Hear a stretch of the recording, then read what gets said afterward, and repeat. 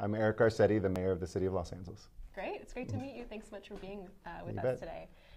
So I wanted to start off by asking you, there is this sort of narrative here at CityLab Paris about the growing power of mayors and cities, especially in the US, where there's sort of less and less action in Congress at the national level.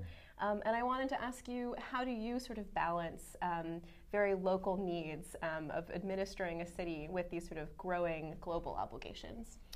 Well, I think that's right. Cities are in some ways the original political entity. I mean, since ancient Greek times to all the way till now. And they're organic. They're not the artificial border drawn by somebody, by a war, by conquest, by the politics. It's where people congregate. And so there's something very natural and something very strong about them. And increasingly, whether you have an ineffective national government or a very effective national government, cities are still where the action is out. If you care about the environment, transportation networks, energy generation, building codes exist locally. If you care about education, it's usually a local education system that's in a city, and so on and so forth. So I think that people are overstating maybe how important cities have become. I think they've always been that important.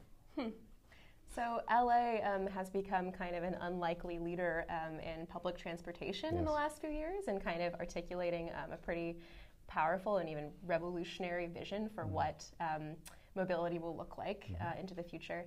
And that's including along, mobility driven by technology and sort of the reliance on our phones and on credit cards. So how do you sort of make sure that as LA is pursuing this very sort of progressive vision, that you're reaching all Angelinos who might not have access to those tools?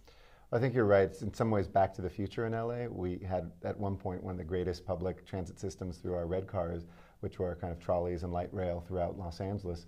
But then the new innovation and the new technology of the 50s and the 60s was the freeway. And it worked beautifully for a few decades, until suddenly we hit traffic and hit the wall and realized you couldn't build your way out of it. So we're returning to that earlier legacy, in some cases using those very same tracks to build now the largest public transportation initiative in the nation's history at a single moment. So 15 either extensions or brand new lines will be pouring out in Los Angeles thanks to the voters there in the next few decades. But it's also technology. It's not just the kind of old-fashioned public transportation networks. It's car share, it's new apps, it'll be interconnected cars, maybe autonomous vehicles, new tunneling technology underground that can take cars and or goods and or trains. And even vertical takeoff and landing. You're going to see, I think, new technologies that build on drone technology to transport people at a fraction of the cost of today's Uber or Lyft. So we just want Los Angeles to continue to be this test bed and innovator.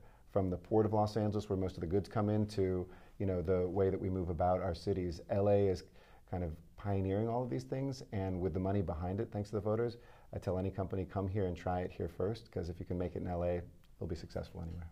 And can you be successful as president, possibly? Are you considering a run? I love mayor. I'm troubled by what we're seeing nationally, but I think mayors can tell the story of an America that still gets things done, and that's what I'm focused on, networking with my fellow mayors and local communities, which everybody lives in, to combat what we have. But when you have a good president, I don't live too far in the future. Great. Thanks so much for your time. Thank you. you. Appreciate it. Appreciate it. Great to meet you. Thank you. You too.